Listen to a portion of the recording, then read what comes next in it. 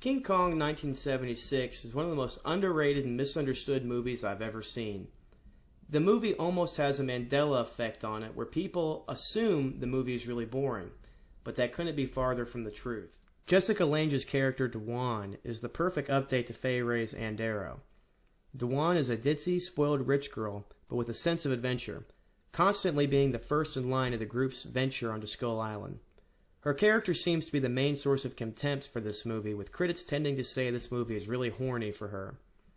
They cite how provocatively Lange is dressed throughout the film, or how Kong constantly is giving her the bedroom eyes. I would say Dewan is dressed provocatively because she's meant to be as far removed from Anne Darrow's character as possible. For example, Anne has little to no actual feelings for Kong, as opposed to Dewan, who fights back against Kong, speaks to him, comforts him at one point, and even cries for him when he dies, although those could be crocodile tears.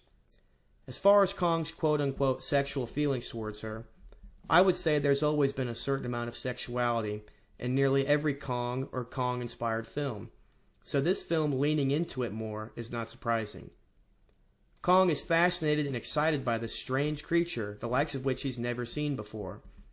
Kong also protects her at the ending of the film, when he's being fired upon by the helicopters, showing that he cares for her well-being and not just for her beauty.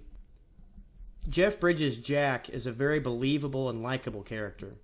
Jack is not like most hero types who fall head over heels for the hot female lead. Jack is fond of Dewan, but he believes she's a girl who needs the spotlight and nice fur coats, the rich life, whereas he's a blue-collar guy who doesn't need nor could afford that stuff even if he wanted to. In a cut scene only in the TV cut, you find out how Jack got on board the ship, and it gives us little insight on Jack's character, and possibly even foreshadowing his distrust of Dewan's advances. Kong films are infamous for always having a downer ending, but this is easily the darkest by far. Dewan and Jack get separated by reporters, and Jack receives vindication for all of his presumptions of Dewan throughout the film, when she chooses to stop and conveniently cry out for him amidst all the bright lights and reporters. This film's biggest flaw is its lack of a definitive cut.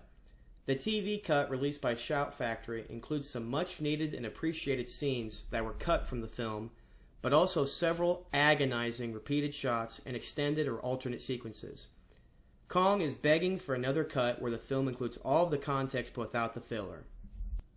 The biggest compliment I could give this film is that all the characters act like real people.